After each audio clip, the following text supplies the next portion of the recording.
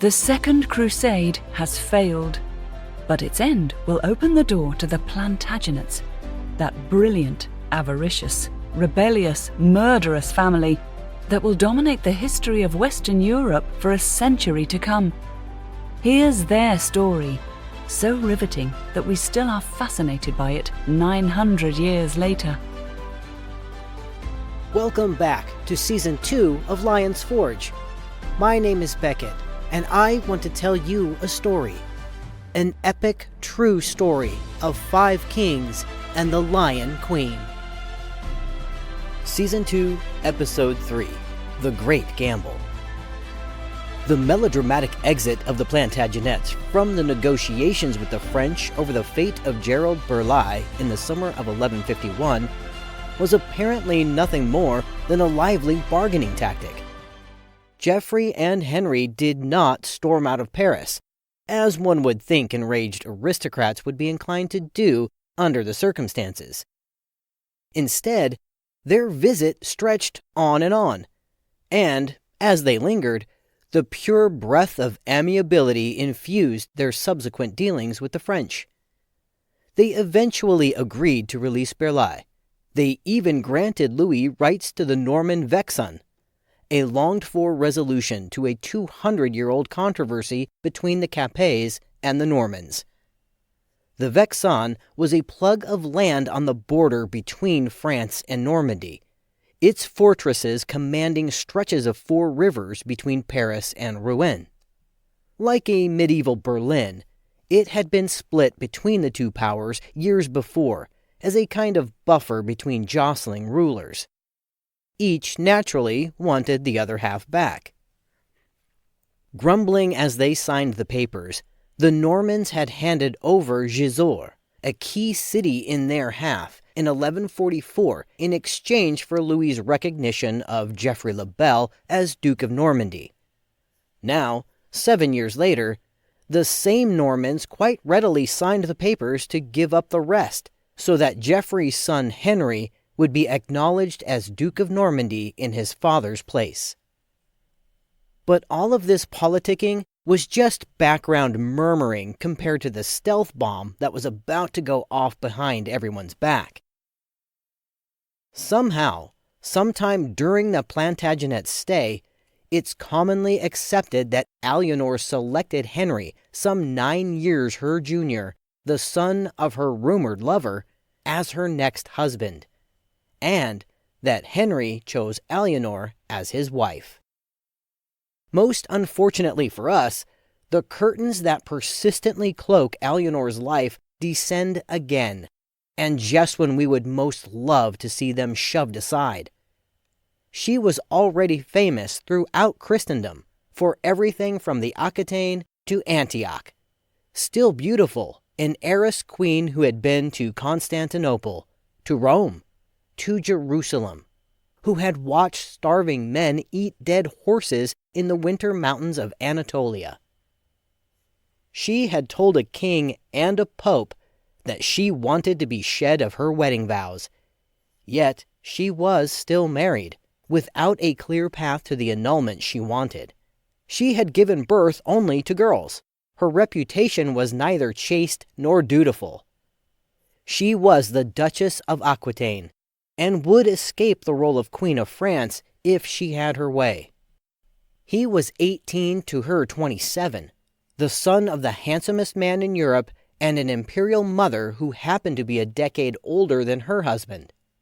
He was newly Duke of Normandy, would be Count of Anjou sooner than anyone expected, and might well one day be the King of England. These two, Alienor of Aquitaine and Henry Plantagenet, decided, with what words and what actions we do not know, that they were made for each other. As far as we can tell, her current husband, Louis Capet, King of France, knew nothing of it. If he had, the story would probably have played out very, very differently.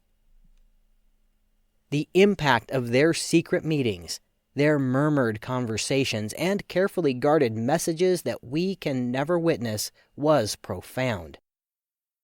As we've already seen, the aristocratic couples of 900 years ago parted with notable frequency.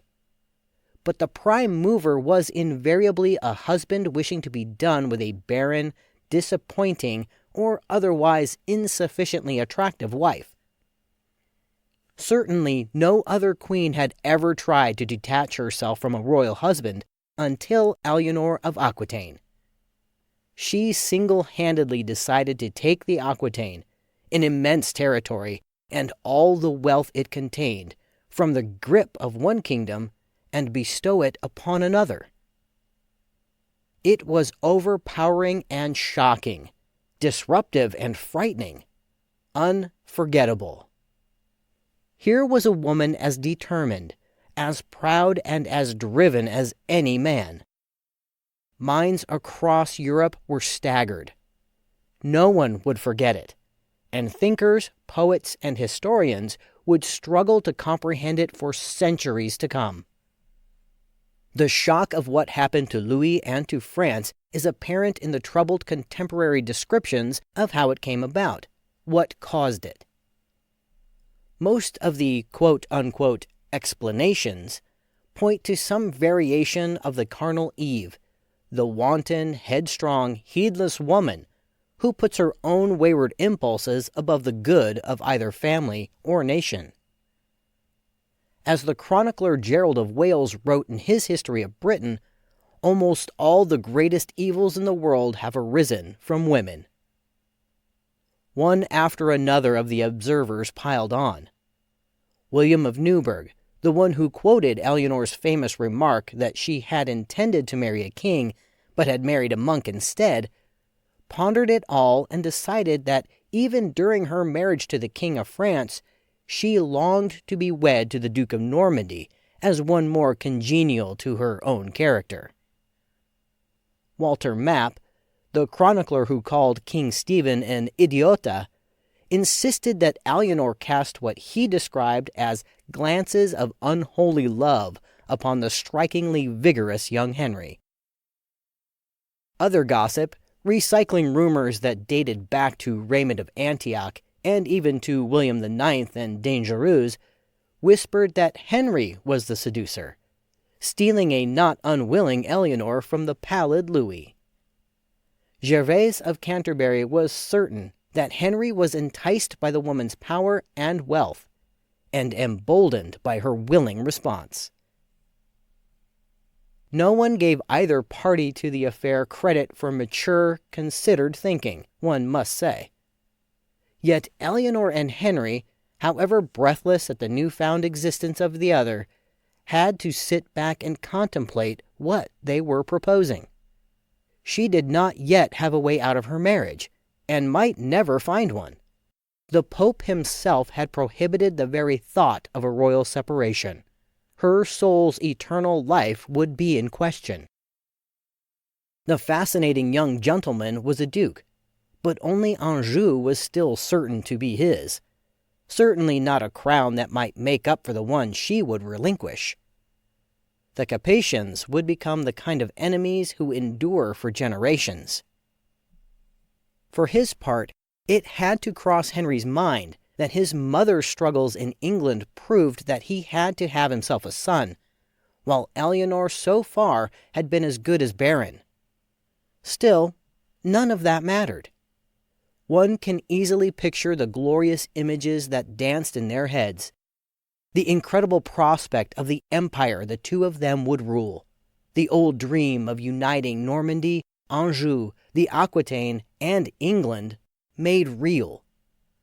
What they could have was bigger, stronger, and richer than anything in Western Europe. They had to do this.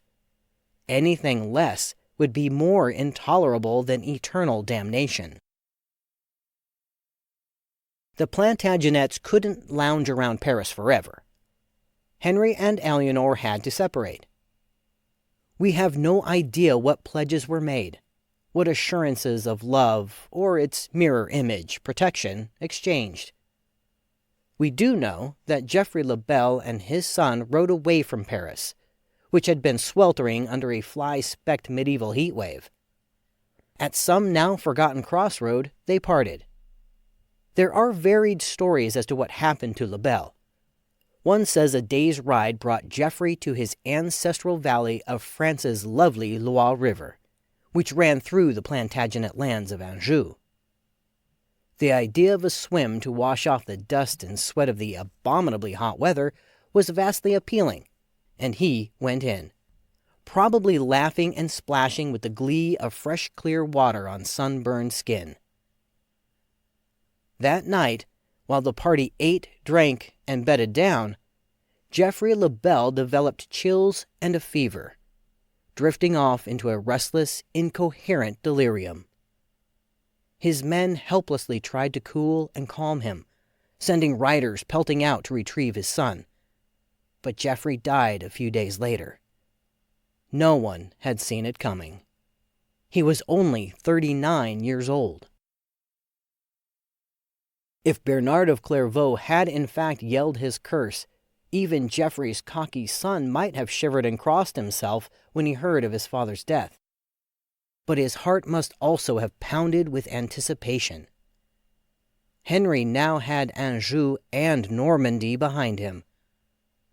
If Alienor could give him the Aquitaine, he would take England. He knew it. As for Alienor, by now her obsession with freedom from Louis must have been unendurable. The King of France, meanwhile, had made an interesting decision of his own, although at first no one quite realized it. He began a royal tour of the Aquitaine, a major appearance by king, queen, and their court, Franks and Poitevins riding side by side. Officials of the kingdom, royal retainers and friends, significant vassals, churchmen, servants, baggage trains, dogs, and falcons, all took to the road. Louis had his eunuch bodyguard Thierry Galleran, Alienor her friend Geoffrey de Rancon. One courtly scene after another unfolded. Provincial barons making their submissions to their king, sessions of court to resolve conflicts over land and money, charitable grants dispensed to convents and churches, afternoons of hawking, nightly banquets representing a significant outlay by locals bent on impressing the touring celebrities. The royals would move slowly, a few miles an hour for the most part, an easy walking pace that permitted the common people to see the celebrities' faces and feel the pride of living in a kingdom so colorful, so noble, so able to afford splendid horses, furs, satins, banners, lances, flowered wreaths, tanned leather trappings, alms purses filled with coins. On the surface, all was perfectly normal, although a few chroniclers thought they detected a strained tension between Louis and Alienor. What the chroniclers did not know was that wherever French troops and administrators were based, royal orders were quietly given to withdraw, so that Aquitanian replacements could settle in. It was the first subtle sign that Louis had finally agreed that his wife would be leaving France. Alienor could simply have been sequestered for the rest of her life in some ugly fortress or silent convent, since the man who was her husband was also her sworn master. Louis calmly didn't press for that outcome. Alienor, in turn, could have started a war at the mere threat of imprisonment. But even if she had suddenly volunteered for a life of cloistered prayer, Louis himself would be unable to remarry while she lived. A divorce based on her supposed adultery was certainly possible, but divorced couples could not remarry either.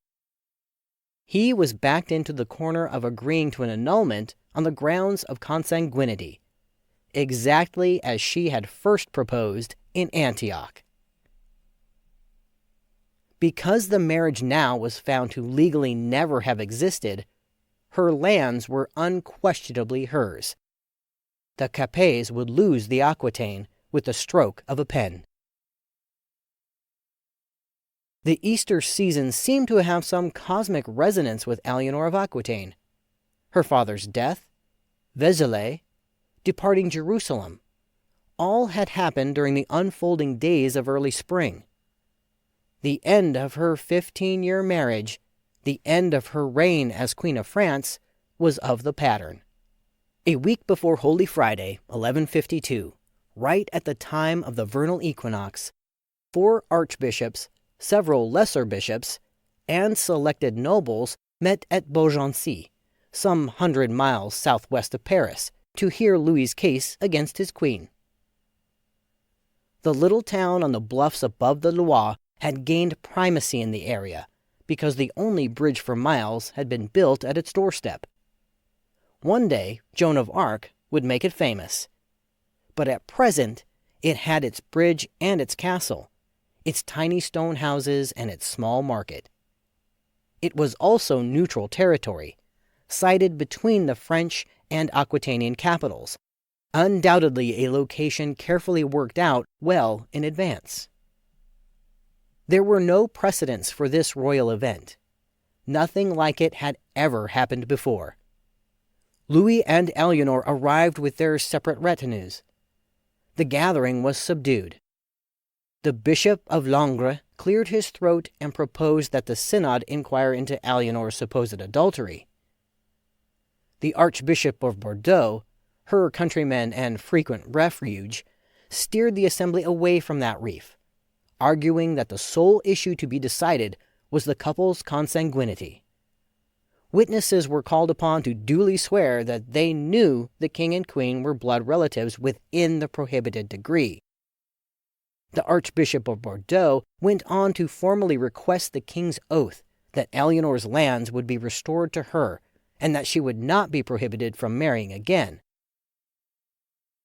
In turn, she pledged fealty to Louis as his sworn vassal, required to ask for his approval of any future marriage. Because the marriage had been contracted in good faith, the royal children, 7-year-old Marie and her toddler sister Alix, were declared legitimate. They would remain in the king's custody. Quill pens scratched over parchment documents. Pale spring sunlight filtered through narrow windows. Birds sang in the still bare chestnut trees. Boatmen swore as they rowed their barges upriver.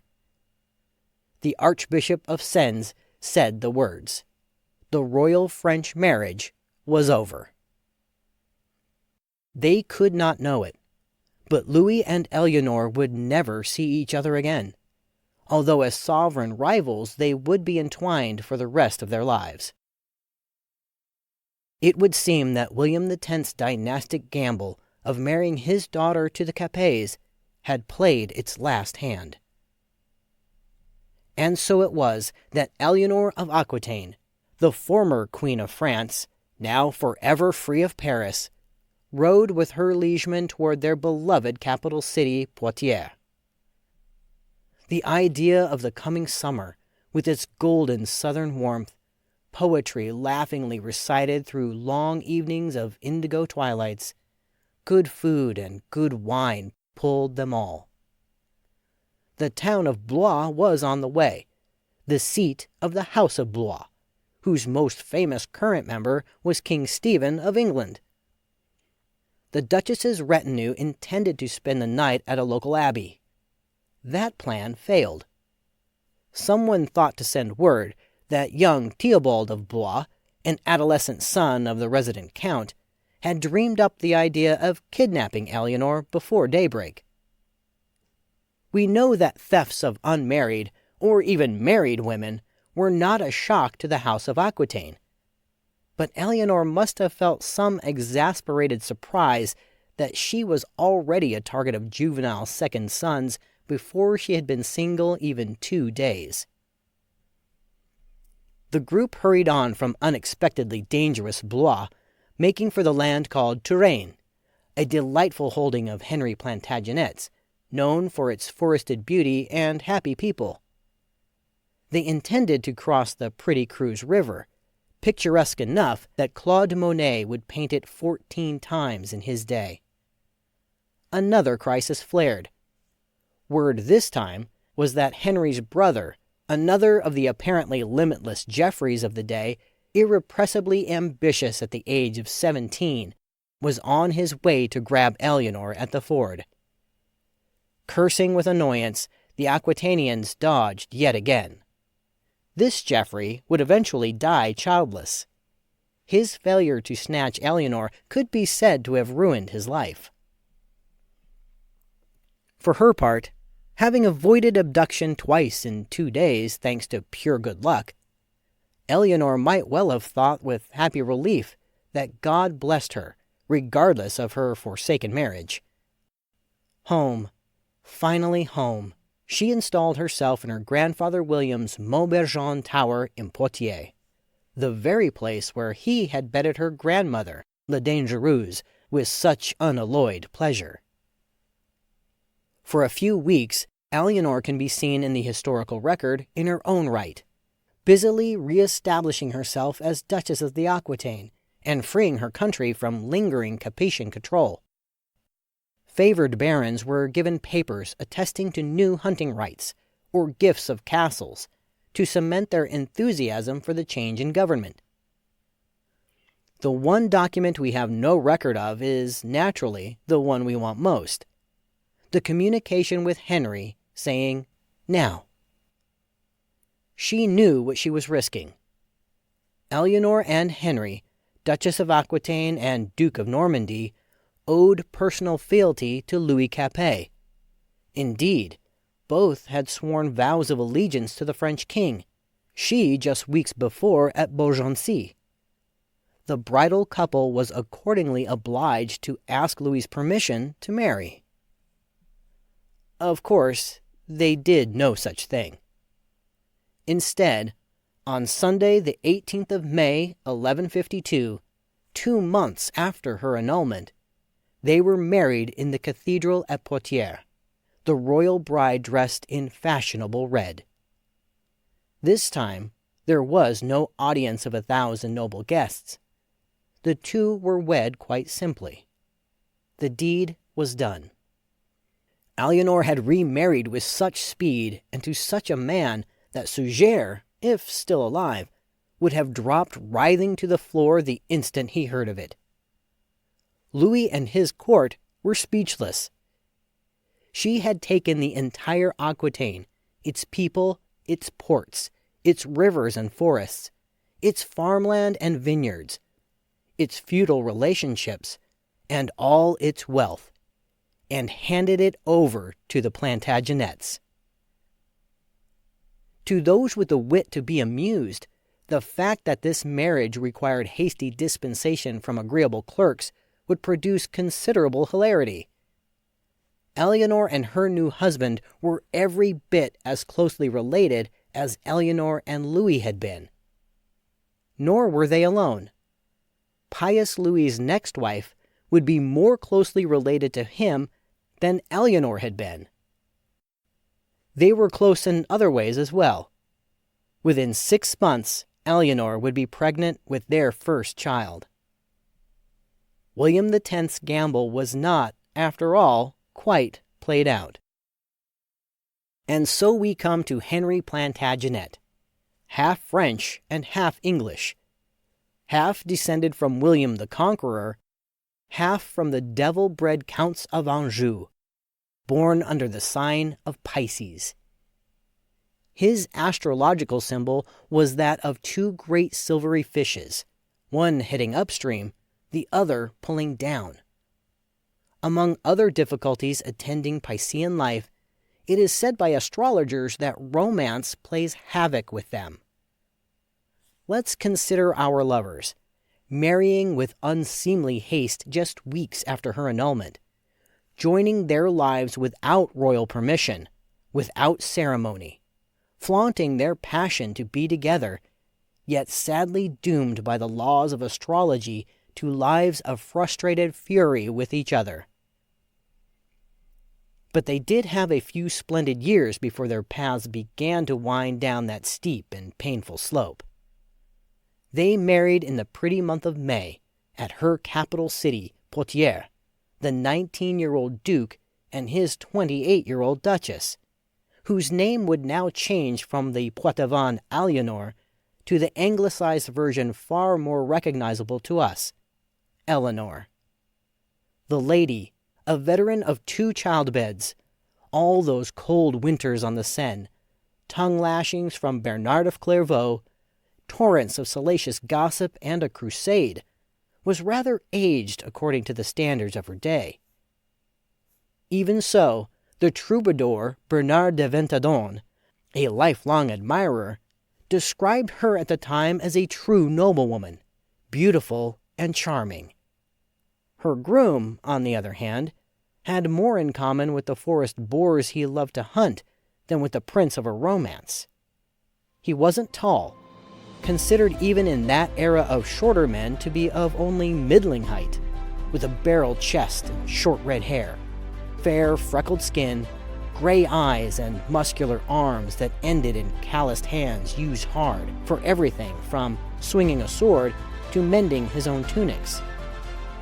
Even his voice was said to be harsh and cracked, more used for yelling from horseback than murmuring at table. No, Henry Plantagenet was no Geoffrey le Bel, but just the same, as we will shortly see, he was utterly compelling. We've come to the end of our story for the time being. I am Beckett Arnold, narrating from the book Lion's Forge, adapted for us by the author Karen Markle-Nab. A big thank you to Francis Butt for voicing our introduction. If you like what you hear, please give us a rating, follow our channel, and share us with your friends. Most importantly, please join us again January 8th for the next episode of Lion's Forge, available everywhere you get your favorite podcasts, streaming on YouTube with video episode trailers, and on Facebook, where you can ask questions, leave reviews, and interact with me. Until next time, thank you for listening.